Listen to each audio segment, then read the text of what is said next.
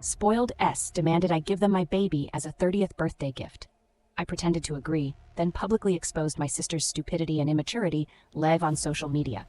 I don't know if anyone could relate to my problem or have even heard of it. It feels so bizarre to even write this. It's about my mother-in-law and sister-in-law who is a spoiled brat. Sister-in-law is 29F and a single woman. Well, that's not a problem. The problem is she's an entitled woman who cannot take no for an answer. I'm 37F, married to my husband 40M for 12 years. We have 2 kids, a 9-year-old boy and a 5-year-old girl. We have a happy marriage, touch wood. My pain in the neck is my overly dramatic mother-in-law and overly pampered sister-in-law. Before I tell you more about my situation, let me paint a picture of my mother-in-law and sister-in-law. They are social bees. They are like those upper-class rich women in soap operas who spend their afternoons at salons and massage parlors and spend the evenings at bars with other useless women bitching about each other. They are women busy in their own delusional world. They don't work. All they do is shopping and gossiping. My father-in-law is busy making money, and these women are busy spending it. Father-in-law is almost a non-existent member of the family, or rather just a cash cow. There is a rumor that father-in-law has a mistress, and mother-in-law knows about it, so it's kind of a pact between them that he fulfills all their demands without any question, while he gets to have a mistress. I don't know how true it is, but seeing father-in-law's role in the family looks like this is true. Otherwise, no sane man would remain quiet at mother-in-law and sister-in-law's stupidity coming into my miserable life. So last week, mother-in-law called and asked me out for lunch, and that too on a Wednesday afternoon. I wanted to say a straight-up no, but it was after a long time that she wanted to meet me. So I discussed an alternate schedule. I suggested if we could meet in the evenings for dinner. But, they are busy women in the evenings, busy with friends at the gaming parlor. So it was decided that we meet on Saturday afternoon. I went there in my normal outfit, and she showed up in an utterly shimmery black dress. What a choice for an afternoon lunch. And she comes and criticizes my dressing sense. After we were done with the small talk, she starts off asking what we were planning to gift my sister-in-law for her 30th birthday. I was confused because her 29th birthday was just a couple of months ago. I said her next birthday is like 10 months away. She laughed and said that's why we need to plan it in advance. Remember what happened this time? She got upset with the gifts you guys gave her for her birthday. She just got spoiled. I rolled my eyes like, yeah, of course we spoiled her birthday because we gave her a normal $250 dress and not a premium Zara one with a matching sapphire neck piece. She went on to say, to avoid upsetting her, I have thought of a perfect gift, which you guys should give her as her birthday present. And what was that? A baby? That's right. She wanted me to have a baby for her, the entitled brat. I was aghast. How could anyone even imagine that someone would ask for a baby as a gift? I could not comprehend what she was saying. I had to ask her multiple times if I heard it right. She said, yes, I want you to have a baby and gift it to Stacy as her 30th birthday present. I flipped out.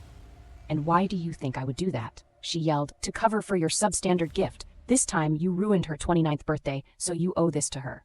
I stood up and said, I don't owe anyone anything. I'm not a broodmare to breed a child and give it to her. I stormed out of the restaurant. On the way home, I went to pick up my son from his friend's place.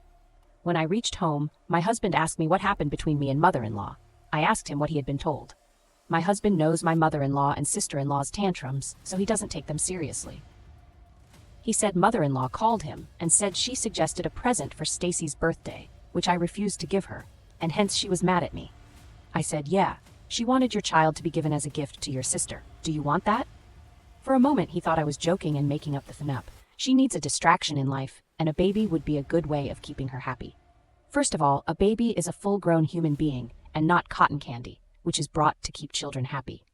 If the spoiled brat needs distractions or purpose in life, why doesn't she seek a job? But no, the princess doesn't work. She doesn't even lift a finger at her house. By the way, she still lives with my in-laws because she doesn't care. She doesn't do any household chores because her nails would get chipped. If you meet her, you'll understand that her brain hasn't developed since her 14th birthday. The paint of her room is still pink, and she owns innumerable pink dresses. She has no knowledge of the world around her. She won't even know the capital city or the president of the country. All she knows is that a huge sum of money just appears on her card, which she blindly spends at the drop of a hat. I said if Stacy is so keen on having a baby, why doesn't she adopt? My mother-in-law laughed and said, oh, don't be lazy. It's been a while since you've been pregnant, so get the machinery back into action. Adopted babies are such a risk. Who knows what disease runs in their family with you guys? It's safe. Can't you do this for your little sister? I gave a look of, would you please say something to my husband? He laughed and said that my mother-in-law was being ridiculous in her ask and that I have a lot of motherly duties and a career to handle. And amidst this, I cannot have a baby. He also said how weird it would sound that her brother is the father of her child. To this, my mother-in-law responded without a blink, "Why not? Maria's sister-in-law is also a surrogate for Maria's daughter. So what's the big deal if your wife does the same for Stacy?" I was like, wait a minute, that was surrogacy? Maria's sister-in-law carried Maria's daughter's child because she couldn't conceive and carry her child. It was a matter of medical condition here. It's not. If Stacy had a problem having a baby, we would have given thought to carrying her baby or even making a baby for her. The situation here is different. We have been asked to make a baby as if we are some sort of baby-making machine. My husband suggested Stacy should find a guy for herself, settle down with him, and have her own family rather than complicating the situation here. My mother-in-law started sobbing and said her little girl had tried so many times to find a man for herself, but you know how sick men are these days.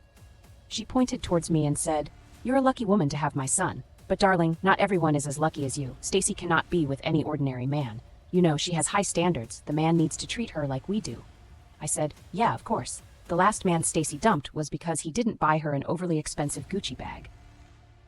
My mother-in-law tried to justify her pampered princess as a dollar, but I stood up and said, "I feel nauseated with this discussion and I need to rest. One more time, we are not going to have a kid to gift as a birthday present." After a while, my husband came into the bedroom. He cuddled me and tried to lighten my mood. I asked him what he said to his mother. He said he had made it clear that we are not having any more children and they should stop bothering us. He said my mother-in-law stormed out of the house in anger. Evil. Can you guys even imagine how ridiculous a situation I'm facing? I want to bang my head against a wall or bang theirs to knock some sense into it. Update 1. Hey all, thanks for engaging on my post. Some of the comments were truly hilarious. You guys are right in saying that Stacy is mentally unwell. I feel this way. Both Stacy and my mother-in-law need to get their brains checked. Maybe it got buried under their pounds of makeup. Lol. Had it been any other normal people, they would have backed off with the last conversation we had. But here we are, dealing with two maniacs. Until now, it was just my mother-in-law, but now Stacy also got into the picture. I tell you guys, she's 100 times more difficult to talk to because she doesn't understand logic. As I mentioned in my last update, my mother-in-law ruined my Sunday with her baby-making pitch. A week later, on the next Sunday, bam! She again shows up with her darling doll. It seemed like they had pledged to ruin my day off. Stacy comes in wearing a skirt and a comfy blouse. This was the first time ever I had seen her without her teeny tiny skinny clothes, but her hair and nails crimp. Now I know what your plan is. I'm so excited to be a mommy of a cute little girl. I have already started shopping for her. My husband stopped her in between. Glad he did because I was about to smack her head. He said, "That's not true. We are not going to have any baby. Forget about giving it as a gift for a long time." She thought he was trying to hide it to not ruin the surprise. How delusional. You see, when she ultimately realized that she's not getting a baby present, she screamed at me. "Why not? You have always been cruel to me. This is your chance to make it even. Come on. Go. You guys get me a cute little baby doll." I said, "Stacy, we're not running a baby supply business where you order a cute baby girl and you get one. Do you even know how babies are made?" She mellowed down and said, "You know, I have always wanted a baby girl. I have so much love in me that I want to shower on my baby, and you all are depriving me of that. That baby is going to be the luckiest to have me as the mommy. I'm going to raise her as a confident and successful woman. I assure you guys are going to be proud and won't regret a bit." You see, that's why I said you cannot talk to her. This is mindless. First of all, do you guys think she's in her right senses to have a baby? She doesn't even understand that I have no control over the gender of my baby. You don't get choices. They're like a lipstick palette. Second, this witch has never lifted a baby in her arms. When my children were infants, she used to shoo them away because they might spit and soil her hair and clothes. Even now, she doesn't let my daughter come near her because she would mess with her nails and hair. How could you imagine this woman changing a nappy or swaddling a baby in the middle of the night? Moreover, I cannot suffer for a grueling 9 months and then bear harrowing delivery pain, only to give away my child to this pampered princess and see her turning into a mini version of this entitled brat. Stacy was still blabbering her case of proving to be a great mother, but I had zoned out in my thoughts, which I wrote above. Suddenly I stood up and said, "Look, Stacy, I know you would hate me for this. You anyway hate me always, so it doesn't make any difference. I'm not going to have a baby for you. Do you get that? Or should I write it down for you? Because it looks like you and your mother have lost your hearing abilities, as well as your brains." My husband gestured at me to go easy, but I had lost my mind at their craziness. I told them that I didn't want any further discussion about this, and that if they still pester me, I would block them from my house. I came to my room and slammed the door. I don't know, I might have overstepped my boundaries, but hey, look at them. I have no words to describe their toxicity. My husband tried to hint that I was outspoken, but I was so mad at everyone that he didn't dare to say anything further. He just said that his mom and sister called him a simp and left. I don't care what they say. He needs to stop being a good person to everyone. This Sunday, I was again prepared for another showdown. But it has been silent, and I want to have it this way. I hope this nuisance ends here. Update to, oh no. How could I ever think this would end so peacefully? After the blowout, the next 2 weeks were quiet and peaceful. I felt so relaxed without M showing up at our door. But God, it wasn't silent at all. The hustle and bustle was going on online, about which I had no idea. Stacy had been defaming me on social media, claiming that I was ripping off her chance to be a mother. She calls herself a beauty expert and posts makeup videos. She has decent followers. In her account, I'm not so active on social media because I have a life beyond the screen, 2 kids, and a real job. Anyway, Stacy claimed that her brother was game with the idea of having a baby for her, but I was denying it. She expressed how she always wanted to become a mother, but since she was single, she's not getting any luck in adoption. Such a lie. They never tried for adoption. Even if they did, I'm sure she wouldn't make it through the adoption interview. Stacy said all sorts of things to show me in a bad light. She said I was denying to give my baby because she's unmarried and I have conservative and rudimentary beliefs. I wanted to reply that I was denying the baby because she's dumb. I didn't know about her hate campaign until my husband's aunt. I called up Stacy and said I'm deeply concerned by the online campaign she's running against me. And the negativity is spoiling my reputation, so I'm considering bearing a child for you. Yeah, I said this to satisfy her ego. Reputation, my ass. I don't care what she or her stupid followers think about me, but she needed to be put in her place. She has been a pain in my ass for a long time. Now it's time to deal with her. I said, Stacy, why don't you come over and we discuss a few things before we proceed? She was over the moon thinking she defeated me. When she came to my house, I said, since I have agreed to your demands, then why not we go live and inform everyone that you're going to have a baby soon? It would help me wash off the negative reviews and you would also get good watch time. She's a social media enthusiast, so she agreed immediately. We went live and I said, I have agreed to have a baby for Stacy, so let's have some questions for the would-be mama. Stacy was so happy with her victory that she didn't realize what she was signing up for. I asked, so Stacy, tell me, what plans do you have for the baby? She giggled and ranted, oh, I'm so excited to be a mama of a baby girl. I have already started shopping for her. I'm going to make her look like a star from her first day in this world. I'm never going to leave her without makeup. She would always have to look perfect and presentable. I didn't clarify that no one assured her that I would be able to conceive a baby girl. Surely I let the audience school her about it. Her answer already offended a lot of people, and the video was flooded with negative comments and trolls, but Stacy was so busy expressing herself that she didn't notice any of it. I said, that's so sweet, Stacy. But what about the time when the baby is fussy and crying? How are you going to manage? She was like, the girls of our family don't cry, do they? I mean, I have never seen your daughter cry. She's always so cleanly dressed up and so calm. Without making her feel stupid, I said, it's because you have seen her for a very brief period. All babies cry. Behind a clean, well-dressed baby, there are hours of firefighting by the mommy. She said, then you can take care of the crying and hand it over to me. Then I'll dress her up with cute frilly dresses and matching necklaces and tiaras and put makeup on her. I couldn't stop my laughter and said, Stacy, babies cry day and night. Are you saying you're going to bring her to me whenever she cries and then take her back when she stops? She yelled out, yeah, that's right. Why not? I couldn't pretend anymore and gave an evil laugh. She said, you're trying to scare me off, don't you? How hard can that be? You have done it. I can also do it. I'm so much better than you. I have so many followers and I have so much better dressing sense than you. While ranting about this, she closed the live video. She was pissed off at me for grilling her on live video, but she didn't realize what damage it had done to her. She said, we are game for the baby. I smiled with a straight face. She left, and my friend recorded the entire live session.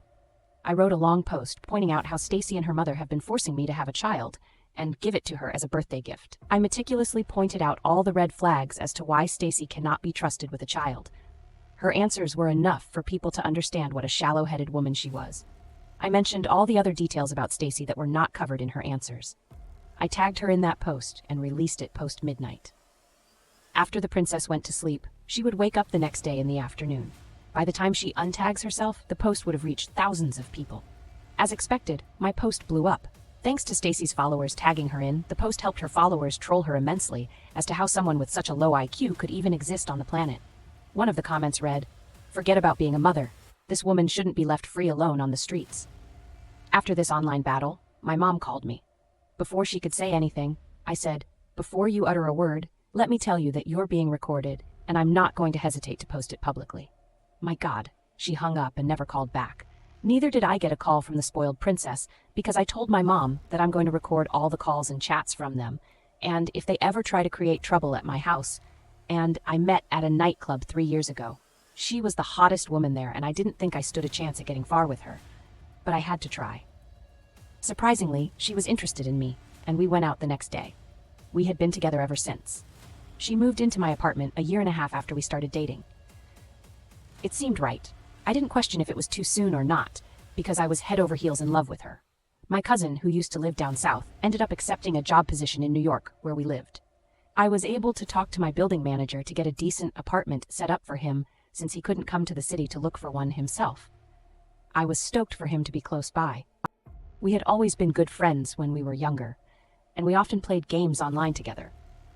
I thought it was going to be nice having family close by once he was all settled, and we would hang out with each other quite often. He would come over to our apartment because I had a nice gaming setup and we would play. He was never shy about letting me know he thought my girlfriend was insanely attractive. He was my cousin, so I never thought he would act on any of his feelings. I would laugh it off and agree with him. I never noticed anything going on with them while I was around. She wouldn't sit next to him. They wouldn't really even talk much, and they seemed to respect each other's personal space.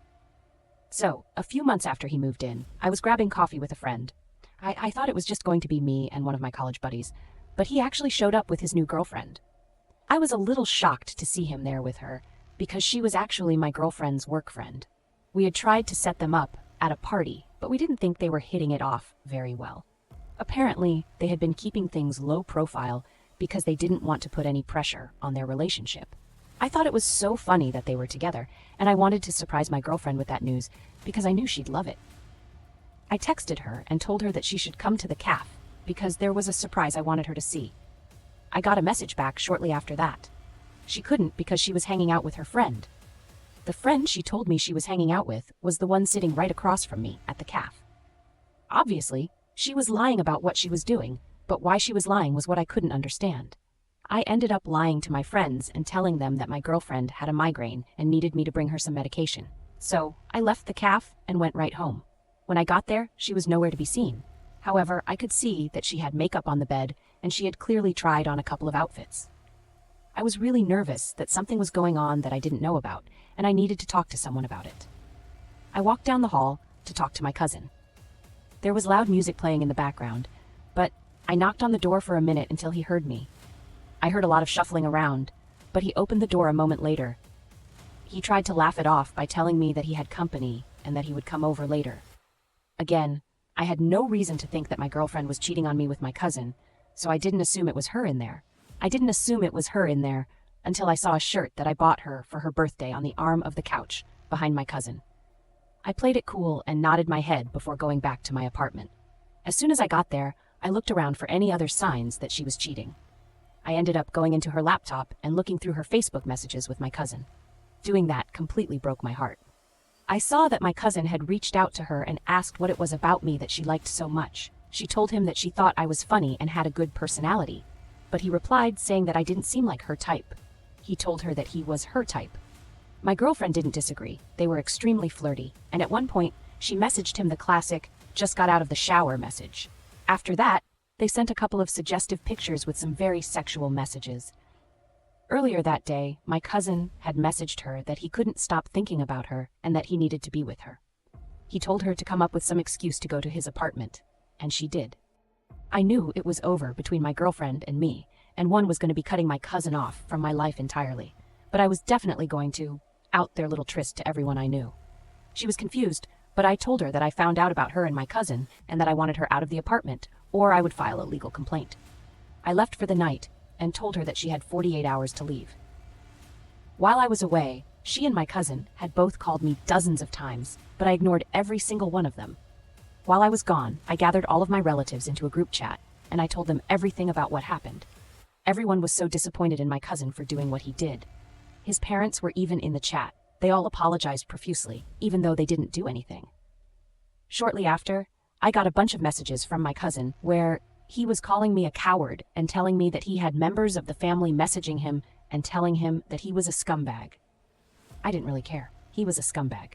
My girlfriend and I had a lot of the same friends, so I put all of them in a group chat and told them about what happened as well.